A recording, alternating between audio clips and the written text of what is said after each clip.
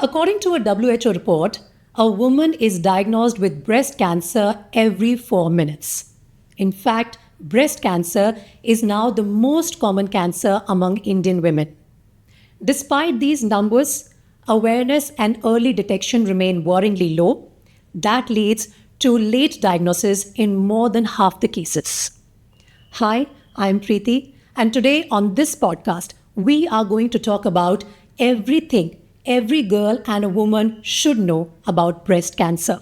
And to lead us through this conversation is Dr. Poovamma CU. Doctor, welcome to the podcast. Thank you. Thank you so much for giving us time today. Doctor, I want to begin by saying that when it comes to breast health, let's say that there is no question which can be labeled as silly or basic. Is that correct? True. And when you are approached, let's say, by a young girl in her early 20s who wants to know more about breast cancer, how would you begin explaining her? So I think that's the most important thing is education. Like how you said, the cancers are so common and yet diagnosis is so late. The truth is that for every 2 women diagnosed with breast cancer, 1 die in India. Okay, 1 dies because it's diagnosed late, and that's because of lack of awareness, maybe not accepting diagnosis, delay in diagnosis, procrastination. It could be anything, or they're just busy with careers, families. So what is important is to know yourself, your body, to recognize how your body is, how your body feels like, how the breast looks like, feels like. So always we tell women, please examine yourself. It's going to take you a minute or 2, but it could lead to an early diagnosis, okay? So having said that, not every lump in the breast is a cancer, especially in younger women. There are a lot of other non-cancerous lumps. So just because you picked up something in the breast, it does not mean it's a cancer, because of which you get frightened. Right. But what we say is every lump in the breast should be evaluated and cancer should be ruled out. So examine yourself, look at yourself once a month. After your period is over, that's when your breast is the softest. It feels soft and, not very knotty or nodular. And if you feel anything different, any kind of a lump, a thickening, which is persisting, and breast cancers are very silent, okay? They don't cause pain, right? So that's the reason women come late to us, because they say, even educated women will tell me, I noticed something, doctor, and it's that women are very perceptive. They have noticed something wrong, but there's a delay from the time they have noticed it to the time they come to us, because they assume it's not malignant or it can't be a cancer. So I think the first thing we need to get across is everything has to be evaluated. The sooner we pick it up, the better it is for you. So there is this confusion which arises because in your answer you mentioned that not every lump is cancerous. However, you must come for examination. So a lot of women, I know, they relate it to lumps in other body parts. And they say that, I had developed something on my wrist, it went away on its own. Something on my, leg had come, it went away on its own. This will also go away. So what is that absolute moment when it comes to breast cancer or a lump in your breast that you should get it detected by a doctor, rush to the doctor and not delay? What is that moment? So I would say any lump which is persisting beyond 1 menstrual cycle for women who are premenopause, okay? And for anybody who's post-menopause, any new lump identified has to be evaluated. Immediately? The sooner the better. Okay. And a lot of people are apprehensive about biopsy, because once you detect a lump in your breast, the first advice that comes is get a biopsy done, and that will determine whether it's cancerous or not. There are so many theories circulating on social media that say that, once you prick the lump, cancer spreads. Would you like to say something about that? So I think there's a lot of myth related to breast cancer and, the diagnostics tools that we use. And one of them is this biopsy that, many people ask me when I say, let's do a biopsy, you're probing the tumor, will it not spread? In breast cancer, that's not true. There are certain areas in the body where we don't put in a needle, okay, where we know doing a biopsy can worsen the situation, but breast cancer is not one of that. So for breast cancer, a biopsy is a must. A biopsy is a must, because without a biopsy report, we will not start treatment. Right. Okay. So even like there's a myth that, mammograms cause cancer. I shouldn't undergo mammograms. There's exposure to radiation associated with mammograms, or, because I've done a mammogram, I can't get cancer. Okay. So mammogram is just another diagnostic tool where you get it's just an imaging of the breast to see or look, to see for any small tumors or to assess any lump in the breast to see what does it look like on imaging. Right. So any lump in the breast is always, evaluated. We call it as triple assessment. We look at it clinically, we look at it radiologically, and we also do a tissue diagnosis. So let's talk about this, importance which is given to early detection. How does early detection really help? And in your experience, at what stage do women in India usually turn up for detection?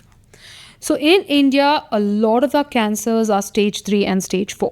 And that's bad. And that's bad, yes, Yeah. that's bad. And that's why our mortality rates are on the higher side compared to the West, because detection is late. Okay. So a stage 1 breast cancer has a cure rate of 96 to 97%. Okay. And a stage 2, 90%, whereas a stage 3, it comes down to 80 to 85%. Whereas a stage 4 breast cancer is not curable. Okay, so we can then treat, we can, prolong life by certain number of years, maybe depending on how well they respond to treatment, but it's not curable. And that's the difference. Even for a young girl, it's not curable? A stage 4? It depends on the stage. Yes. It's not respective to age. Okay. So the stage is how big is the tumor, has it gone to the lymph nodes in the nearby areas, has it spread beyond the breast and the lymph nodal basin. So the stage is what is important. And also in breast cancer, we do certain other tests to see what kind of molecular subtype of tumor is it. Is it a hormone positive tumor, a HER2 negative, or triple negative variant? So those also tell us how it's going to be prognostically. Doctor, it's a very scary area for a woman to navigate, especially if someone in your family has been diagnosed with breast cancer. It can be your own mother or your aunt or someone. So if it is there in that profile, is it absolutely essential that every girl in the family should get a mammography done or some sort of testing done? What should that be? So that's another myth that, breast cancer only occurs in patients who have a family history of tumor. And that's something very commonly we hear when we have a diagnosis of breast cancer. People tell us, I don't have a family history, so how did I get? 90 to 95% of breast cancers are not genetic, meaning to say they're not hereditary. 90 to 95%? Yes. Oh my God. So it's only 5 to 10% of breast cancers which are hereditary. Okay. So routinely we do those tests today. We look at the individual's DNA. It's a simple blood test which can evaluate and tell us whether there's a abnormality in the gene which is making it a hereditary type of a breast cancer. Okay. So though hereditary breast cancers are very small percentage, the way they are treated and the way they are followed up or evaluated is slightly different, because the chances of that individual's progeny having breast cancer increases. So say X, it could be the father or the mother who has, say, this abnormal gene. So every child of theirs have a 50% chance of having inherited this abnormal gene. So if they have inherited, then they're at an increased risk of developing not just breast but also ovarian cancers and certain other tumors. So for them, the way we look at that and how we do screening mammograms is very different from somebody who doesn't have a family history. And at what age should these girls approach you? For example, if a 60-plus lady in the family has been detected with breast cancer, she would have her daughter, perhaps her granddaughter also who's in teenage. So for all women, we say today in India above 40, please do a mammogram once a year or once in 2 years. Okay. And then again, this difference whether it's 40 or 50, because the Western countries they say above 50. Okay. But Indian breast cancers occur a decade earlier. Okay, so we have younger women. So that's why we say after 40. Below 40, any symptom or anything the lady identifies, we say picks up, we say please get it evaluated. Coming to hereditary breast cancers, then we only if their gene proved that they have an abnormal DNA, they're carrying this abnormal DNA, then we start them at 10 years or at the age of 25 or 10 years younger than the youngest person in the family has had cancer. That's very early. Yes. Can that be intimidating for a very young girl? It could be very, very intimidating. And it's not only for the individual, but even for the parents. Absolutely. It is the prospect that, the children are so young. How do I break this news to them? So we don't advise these genetic testings till the children are at least crossing 18. It's not advised. Okay. So only after they're 18, then we counsel them, we counsel the family, we talk to them.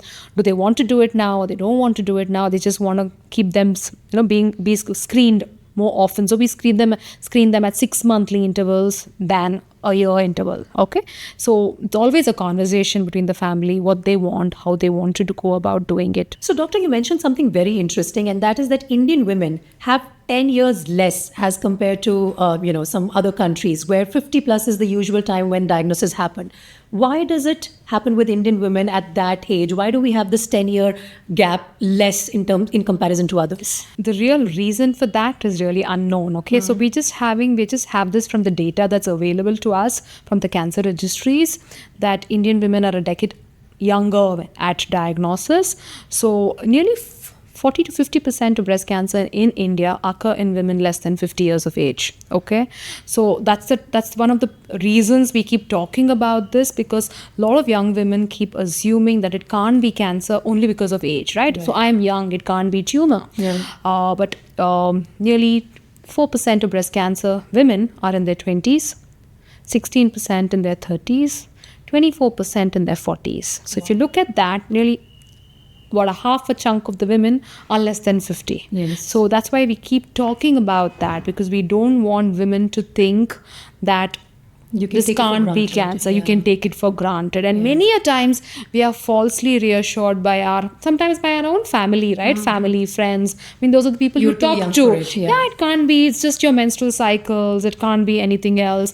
Like I had this girl, she was, I think 33, 34, had this lump, kept telling her mom, I feel something. And then she said, mom says, no, I'm sure it's just your cycles. 2 months later, I still feel something. Becoming bigger, then finally comes to us, and then she was at stage 3 at that time. I mean, at 34. And then we went probed back. She had a family history. Her father's side, grandparent had a breast cancer. So it was genetic. So that's why maybe also one of the reasons when she had it at a much younger age. But even otherwise, without any family history, we do see a lot of women in their 30s. Okay, so doctor, talking about assumptions, there are also a lot of assumptions floating around new mothers. Because, once you stop feeding your child, a lot of new mothers or young mothers, they experience lumps. And, traditionally in a family, the elderly women would say that, oh, you've just stopped breastfeeding. So these could be those nodes of, the milk in the breasts and stuff like that. At that time, what is the right approach if you are detecting some lumps in your breast? Breast cancer is the second most common cancer that can occur during pregnancy. During pregnancy itself, okay? Second most common. It's unusual. So we say 1 in every 3,000 pregnancies can have a breast cancer. And that incidence is not just during pregnancy, but it's also 1 year post-pregnancy, the lactation period. So as the age at which women are having their first child is increasing, okay? So that itself is a risk factor for breast cancer. So when women above 30 have children, they're already predisposed, slightly higher risk to develop breast cancers. So any lump detected during pregnancy or lactation, like I said, doesn't have to be a cancer, but has to be evaluated. Okay. Don't sit over it. So I've had a lot of women who come in like that, who've had tumors picked up during pregnancy, the first month, second month of lactation. They just told it's a milk lump. It's a milk lump, so it's okay. But, they come to us at least 5-6 months later than when they could have. And that's already lost time. Yeah, that's lost time. So something from a stage 2 has become a stage 3. It would have progressed, right? So a lot of the things during pregnancy obviously are not cancer. It will be just milk lumps, the breast feeling big, lumpy because of milk. But any kind of a lump that has to be evaluated. And I'm still going to stick with the topic of assumption because, at the cost of these assumptions, we lose crucial time. And sometimes we end up giving an advice which is not supposed to be given. So a lot of young girls these days are told that if you're wearing a tight bra or you're always wearing tight clothes, that is increasing your risk of developing breast cancer. What is this connection? Okay, that's a complete myth, okay? So breast cancer is a lifestyle disorder, meaning to say it is because of the lifestyles that we lead. It could be what you're eating, what you're drinking, the water you're exposed to. How old are you when you had your period? Or, did your periods end late? Did you have children late? Didn't have children at all, okay?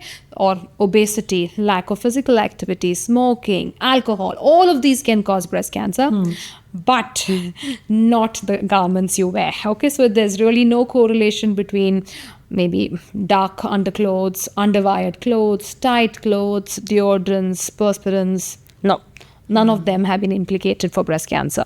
Okay. And what about things like, your activity levels? A lot of young women or women from their, let's say, 30 to 50s who are actively going to gym, monitoring their protein levels, their nutrition levels, because their awareness is quite good around these things. They seem to believe that we will not develop breast cancer.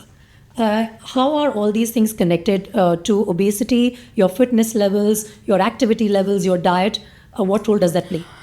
So, being fit, being physically active, keeping your weight under check, eating good nutritious food, all of that go a long way. Keeping your stress down, sleeping accurately, correctly, getting adequate sleep go a long way in preventing cancers. Okay, that's something that is known. But having said that, you could, still maybe eating well or exercising, but you could still be stressed out. You could still be not sleeping well. So just because you're eating well or, exercising, that doesn't mean you can't get cancer. But it might decrease your chances of developing a cancer. But you can't rule it out. No, with you your can't lifestyle. rule it out. No. But then how do we call it a lifestyle issue? So it is a lifestyle, but like I said, lifestyle is multifactorial. It's not just about exercise. You could exercise 1 hour and then sit on for the whole day. Yeah. Right? So that's bad. So sitting is considered equivalent to smoking, right? So it's not just about 1 hour in the morning I exercise and then the whole day I have other unhealthy practices. I sit, I'm not exposed to sunlight, I don't move about during the day, I eat unhealthy, I don't sleep well, I'm highly stressed out. So all of that can still lead to cancers. Right. And what about those again, ideas circulating on social media that if you eat flax seeds, they are good, you will never develop breast cancer, or some sort of food habits. Do they play any part?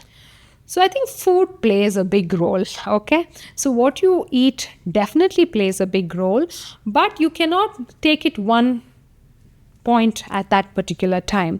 It's about eating healthy in general. It's about trying to have a colorful plate, have more veggies, have more fruits, more fresh foods, seasonal stuff, eating your seeds. All of that is helpful. I'm not saying it's not helpful, and it might go a long way in helping prevention of cancers, but there's still the other things that you're exposed to. You're exposed to maybe the food additives, the preservatives, the food colorants, the kind of oil you use, the contamination or the pesticides you're exposed to. So it's even the air we breathe. Yeah, the air we breathe also it's polluted, right? So there is definitely a lot of things that we can do to reduce our risk. But having said that, I cannot say, if you do all of this, I give you a guarantee you're not going to have cancer.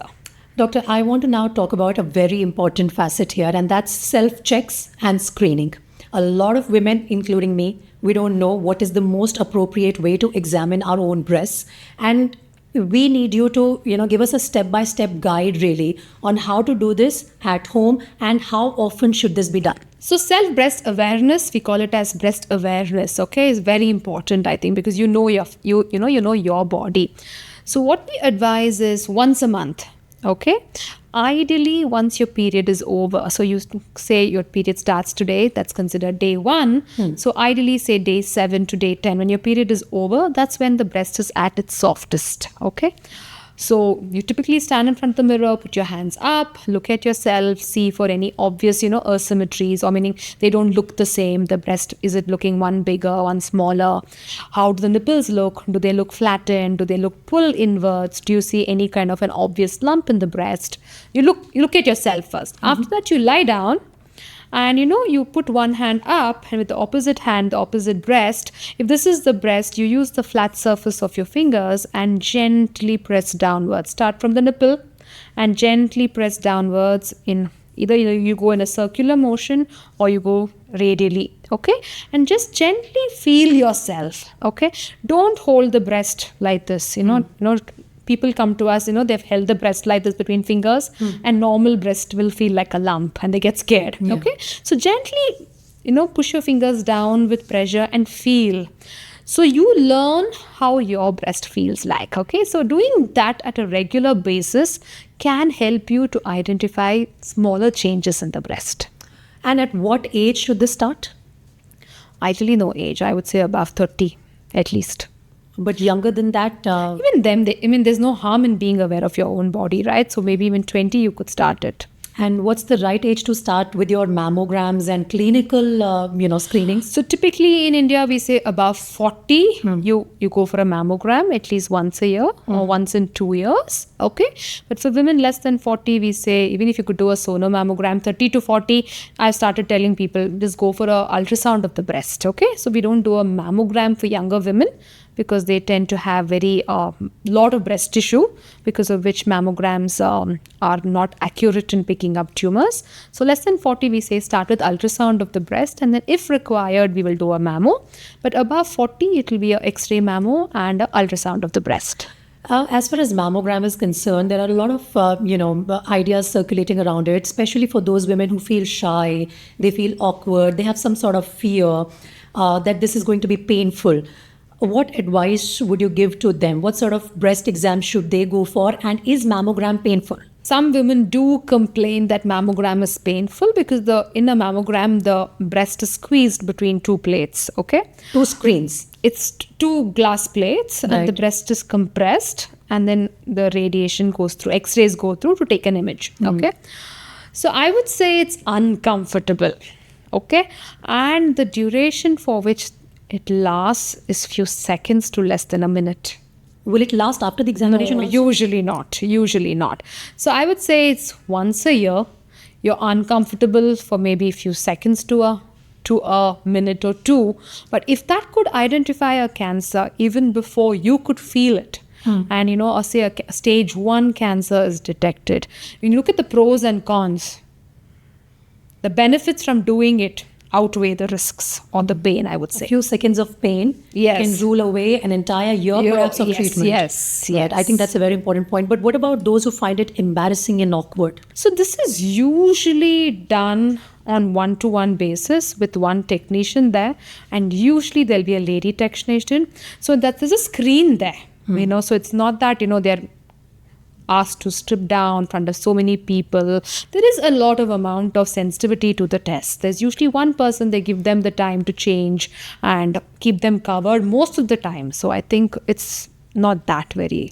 And this fear of exposing yourself to radiation unnecessarily, quote unquote? I think the amount of radiation that we're exposed to in our everyday lives is a lot more than what we are exposed to with one mammogram. So it's worth it. Yeah, it's worth it. Yeah. Right. So, doctor, let's talk about now the treatment part. Once diagnosis has happened and, we begin the treatment, when someone, a woman comes to you with a suspected lump, step by step, what are the first few tests which are recommended, and how does a doctor really approach this sort of a situation?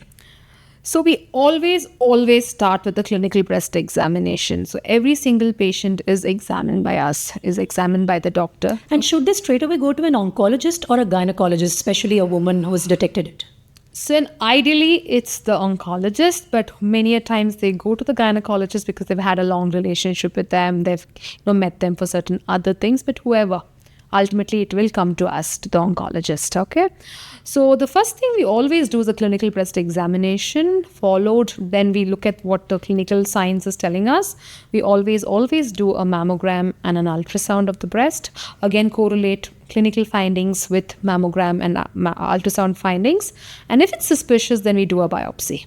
Okay. So that is usually called a co-biopsy, where we give in local anesthesia, put in a needle, take pieces from that lump. It's an office procedure. It's a OPD procedure. It hardly takes 10 minutes. Will be done under It's anesthesia? a needle. Yeah, it's a local anesthesia. Right. Okay. Yeah, it's local anesthesia. So you're walking in and you're walking out. But only thing is the reports will come in 2-3 days. And once biopsy is done on the same day that you get admitted, and then you can go back the same day? Yes. It will take maybe 5-10 minutes to do the biopsy. I think that's very important for you to explain to the listeners here, because the very term biopsy triggers a bit of a fear that, will I be admitted in the hospital for a while? No. What is it going to be like? No. Ideally, they'll go to the radiologist, get their scans done, and then come back. So either we will do a blind biopsy or an ultrasound guided biopsy. So the procedure per se will hardly take less than 30 minutes. Okay. So local anesthesia is given. So the patient is wide awake. Only local anesthesia, Then we get a special needle for that. We introduce that needle into the lump, and via the needle, we take small pieces of the tissue and send it to the lab for testing. Okay. So that's a biopsy. So the biopsy usually will give us an accurate report. Is it a cancer? Is it not? If it's not, what else could it be? Then if it's a cancer, then we do additional testing on that to see what kind of subtype of breast cancer it is. And then we go on to do other staging tests to see whether cancer is restricted to the breast, underarm, has it spread beyond to other organs. So we do tests like PET-CT scans. And once we have the biopsy reports, the subtype report, and then the PET-CT report, we would chalk out a treatment plan for them. Okay, I'm going to talk about both the scenarios separately, but first let's talk about a scenario where a woman came to you with a lump, and that lump turned out to be non-cancerous. Can she forget about it? Yes, usually when we have an accurate diagnosis, we can safely tell them that there's nothing to worry and send them home. Would you usually give an advice about radiation or other processes which are going to be taken care of? Or she can be like, a free-minded person now that, okay, this is nothing to worry there's about. no cancer, there's no requirement for radiation. Okay, it'll all depend on the diagnosis, how big is the lump, what did we find out. So as long as it is a non-cancer, say a fibroadenoma or some fibrocystic disease, or there are a lot of other things that can happen and it's completely non-cancer, we might just ask them to come back and see us after a year for it. Okay. But if there is, say, stage 0 breast cancer, or there's cancer, or there's something called as atypical ductal hyperplasia. So an ADH or atypical ductal is just like one step prior to cancer. Okay. So if there is a lump in that, then we might say, okay, let's just remove it. Okay, this is new for me because I thought that cancer stages start from stage 1. But there's a stage 0. Stage 0, yes, that's called DCIS. Okay. So that's duct carcinoma in situ, where the cancer has not come out of the cell. So that's stage 0 with a 100% cure rate. And that gets detected in PET scan or even? No, not PET scans. It's usually the clinical or on biopsy, it tells us it is stage 0. Yes, that is, there's only stage 0. That is a very, very interesting thing to know because a lot of people don't know about the stage 0 of cancer. Now, let's talk about the detection that has led to the discovery that this is a cancerous lump and it has to be treated. Let's talk about the treatment options. What are the treatment options available today? Because they say that, the positive side of so much of detection of breast cancer and increase in number of cases is that we have treatment today and we have advanced treatment. What are those options for a patient?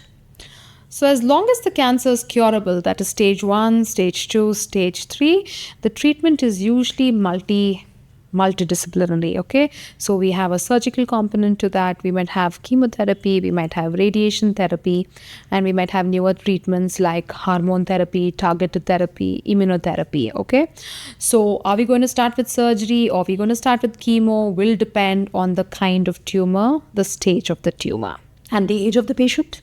That again will be depending on say somebody is above 70 and then they have very small tumors which are hormone positive, then we directly go for surgery.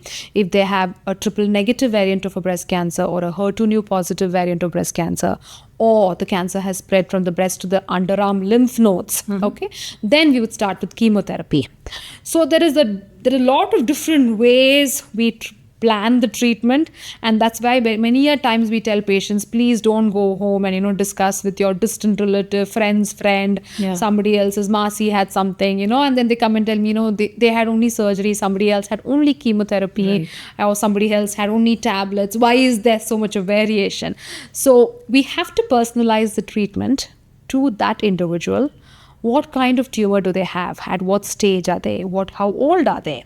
So we have to take multiple things into consideration before we come to a treatment plan. So for that, please talk to your doctor. They will be able to tell you what's required for you and how we have to plan the treatment for that individual. So basically what you're saying is like every individual is different, every cancer, every lump is different, and every protocol is designed specifically for that person and the lump that so there are broad guidelines which we follow. So most of the patients would fall into 3 to 4 categories.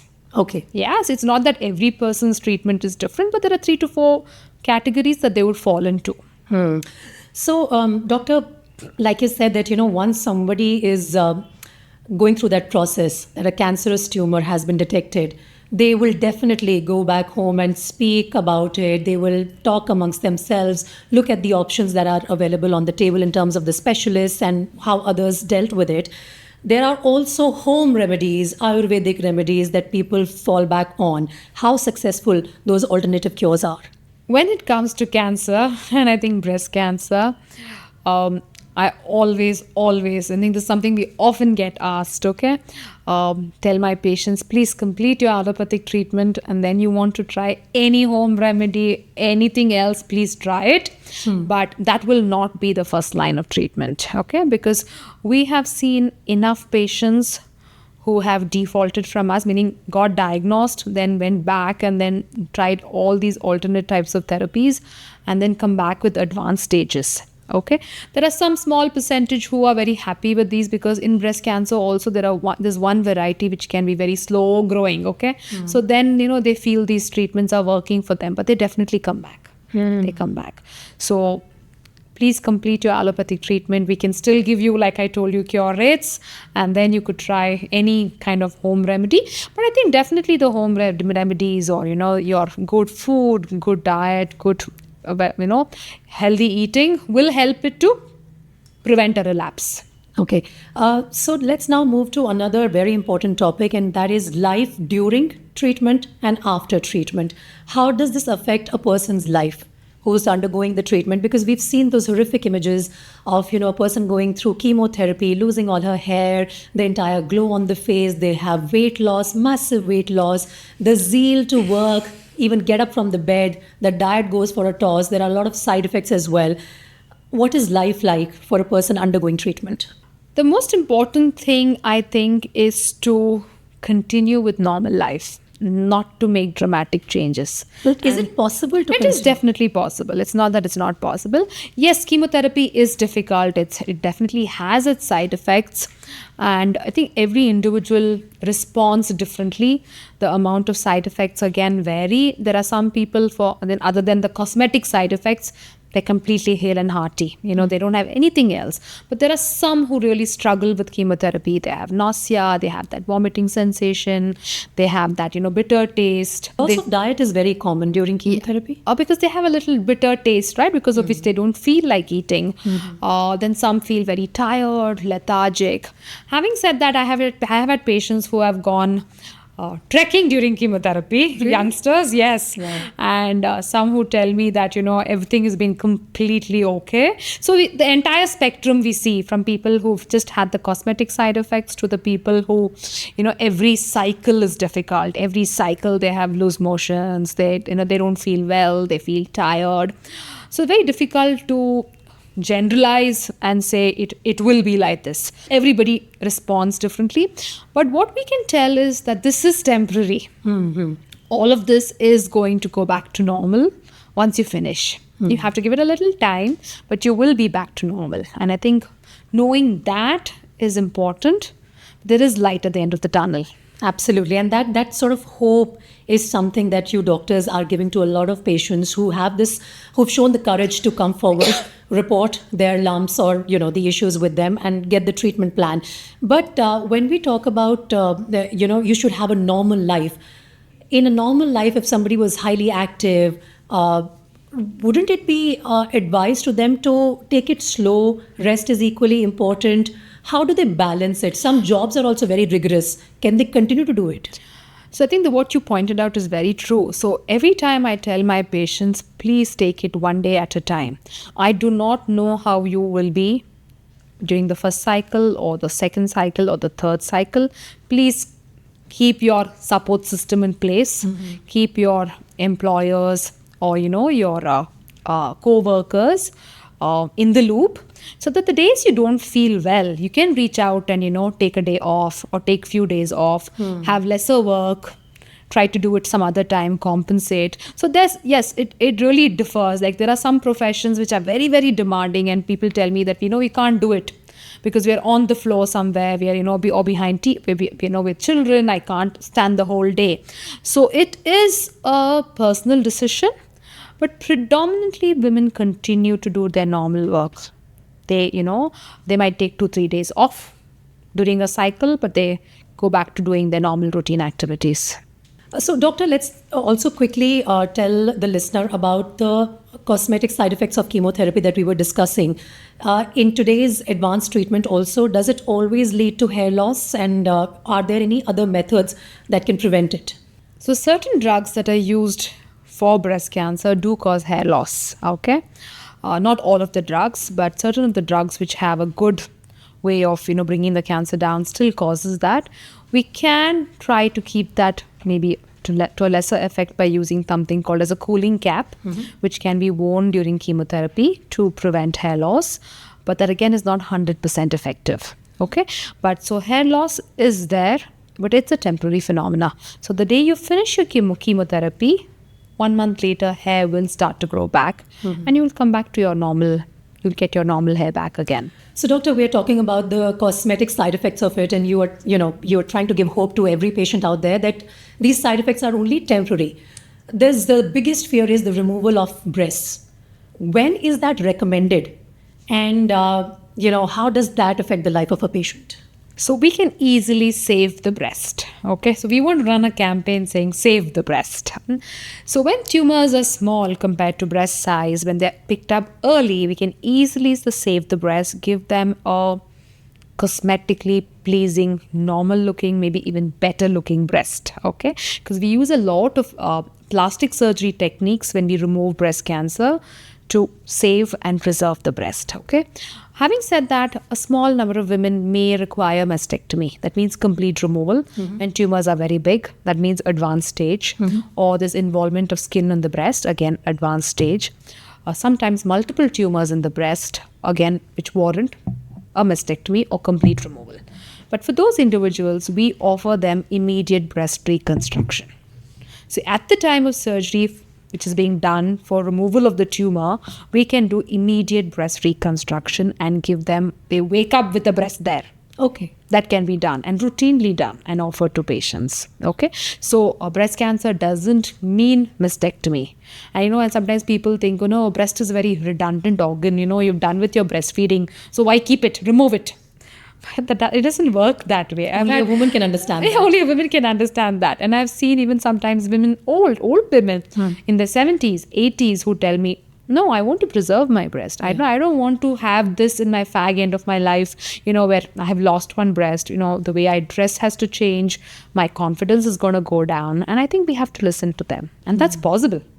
But it's just this myth around that people have that, if you remove the whole breast, it's more curable compared to, say, even you save it, which we try to bust, and most understand that and go with our advice. I think, doctor, in the most emphatic terms, you should tell everyone out here that not every lump detection leads to mastectomy. First of all, not every lump is a cancer, but every lump has to be evaluated and cancer has to be ruled out. So having had breast cancer doesn't mean you have to remove the whole breast. Your doctor will advise when it's warranted. You can easily save the breast and have good long-term prognosis. I mean, they do well in the long term. Is the same as removing the breast. Your doctor will just explain more in detail. Right. And let's talk about that long-term aspect now for a cancer survivor. We've seen some very high-profile cases where the cancer has relapsed after 7 years, 10 years. That is another big fear. For anyone undergoing the treatment knows that it's been a very difficult phase of their life.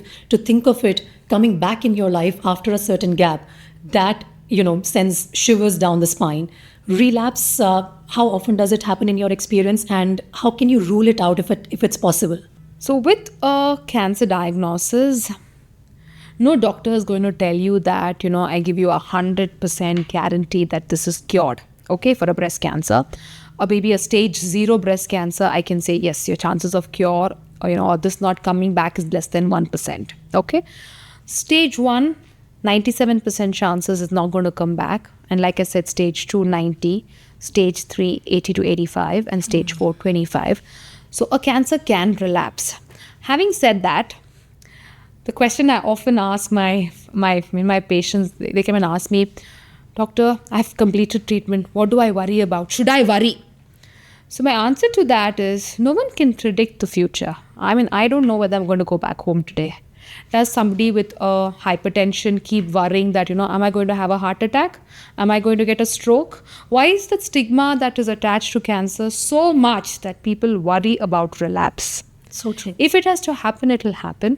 We've done everything in our control, or possibly what could be done, we have done. Meaning to say, you've got it checked at the right time, you've got the correct treatment, you've taken the complete treatment as advised to you. Right. After that, what you could do is be happy, stress-free, exercise, eat well. That's in your hands. And those are known to help prevent relapse.